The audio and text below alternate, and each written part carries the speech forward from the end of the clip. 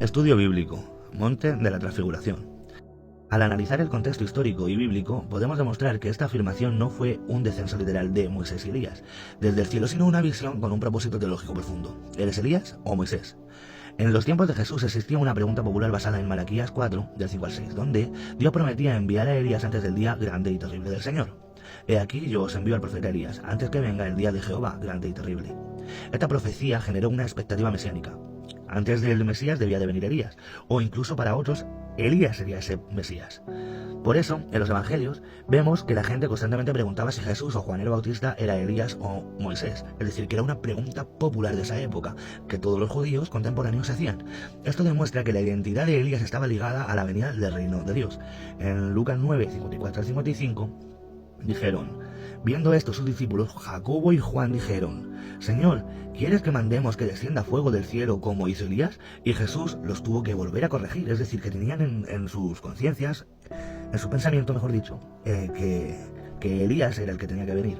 Cuando los discípulos vieron a Moisés y a Elías en la transfiguración, su reacción mostró que aún no comprendían lo que estaba ocurriendo. El texto mismo confirma que la transfiguración fue una visión y no una aparición literal de Moisés y Elías. Mateo 17, 9 lo deja claro. Mientras descendían al monte, Jesús les mandó diciendo: no digáis a nadie la visión hasta que el Hijo del Hombre resucite de entre los muertos. La palabra visión en griego, orama, que significa una aparición sobrenatural o visión espiritual, indica que no fue un evento físico donde Moisés y Elías vinieron del cielo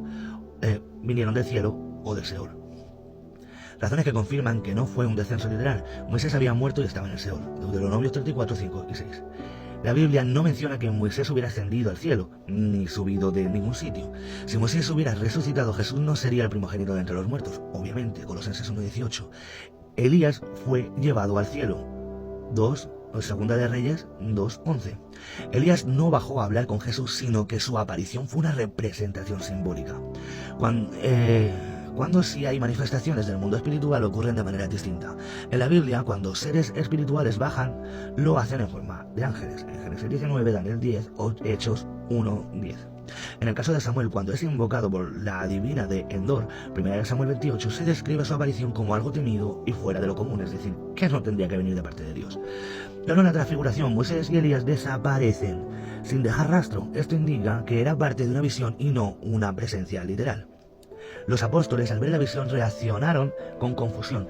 Pedro se puso a hacer 3 enramadas: para Jesús, Moisés y Elías, lo que demuestra que aún no entendía lo que estaba sucediendo, y era que Jesús era superior a ellos. Pero entonces la voz de Dios declaró: este es mi Hijo amado, a él oíd. Mateo 17, 5. Dios mismo interrumpió la escena para dejar claro que Jesús no era igual a Moisés y a Elías, sino que era mayor que ellos. Esto nos enseña algo crucial. Moisés representa a la ley. Es más, todos los versos que hay en referencia a la ley en el Nuevo Testamento te declaran que Moisés representa a la ley y el monte Sión también. Elías representa a los profetas. Jesús es la plenitud de ambos. Mateo 5:17. Y en Mateo 11:13 nos dice: porque todos los profetas y la ley profetizaron hasta quién, hasta Juan. Es decir, Moisés representa la ley, Elías representa los profetas y Jesús es la plenitud de ambos, porque todos los profetas y la ley profetizaron hasta Juan. Después de la visión, solo Jesús quedó presente. Esto simboliza que la ley y los profetas terminaron en Cristo y que su autoridad es mayor que la de Moisés y Elías. ¿Por qué Jesús ordenó guardar silencio hasta después de la crucifixión? Jesús les dijo: no hablarán de la visión hasta después de la resurrección. Mateo 17, 9. Esto tiene un significado profundo. El mensaje de que Jesús es mayor que Moisés y Elías solo podía comprenderse después de la cruz. Antes de su muerte, Jesús aún estaba subyugado bajo el yugo de la ley. Gálatas 4:4. Su superioridad sobre la ley y los profetas debía revelarse plenamente después de su resurrección, cuando estableciera el nuevo pacto. Si los discípulos hubieran contado la visión antes de la cruz, la gente no lo habría entendido y lo hubieran matado antes del cumplimiento del tiempo, que eran las 70 semanas de Daniel. Sin la cruz no podrían comprender que Jesús es Dios mismo, no solo un profeta más. Las enseñanzas de que Jesús es Dios encarnado solo podía ser confirmado con su resurrección, que era Romanos 1:4. En fin, resumiendo, la transfiguración no fue un descenso literal de Moisés y Elías, sino una visión con un propósito teológico claro, que era demostrar que Jesús es mayor que la ley y los profetas, y que solo en él se cumple la voluntad de Dios. La pregunta popular, que era: ¿eres Elías o Moisés?, reflejaba la confusión de la gente sobre la identidad del Mesías. Y esta es la respuesta a esa pregunta popular, la transfiguración. Las profecías en Malaquías sobre el regreso de Elías se cumplió de forma simbólica, entre comillas, en Juan el Bautista, no en la transfiguración, obviamente. Plenamente se cumplirá con el testigo que ha de venir junto a Enoc. Es simple, estos dos testigos tienen que morir y resucitar a los 3 días, después de predicar 3 años y medio. Bien, es una pregunta simple, aunque parece muy estúpida, pero es la pregunta clave. ¿Qué puede morir? Algo que estaba vivo, ¿verdad? Moisés murió. Hebreos 9:27 te dice: y de la manera que está establecido para los hombres, que muera una sola vez, y después de esto, el juicio. Es decir, solo quedan 2 personajes que no han conocido la muerte. Y también hay que aclarar algo: un cuerpo glorificado tampoco puede morir. Es decir, que solo quedan 2 testigos de algo. ¿De qué? De la gloria de Dios, del cielo, de todo lo que el Padre les ha enseñado, no lo sé. Pero solo 2 fueron arrebatados vivos al cielo. Bueno, prosigo con el tema de la transfiguración. ¿Quién nos dice que esto es una visión? No lo dice cualquiera, lo dice Jesús mismo. Llamó a la transfiguración una visión, lo que significa que Moisés y Elías no descendieron literalmente. La orden de guardar silencio hasta después de la crucifixión muestra que la gloria de Cristo solo podía ser revelada completamente después del cumplimiento de su obra en la cruz.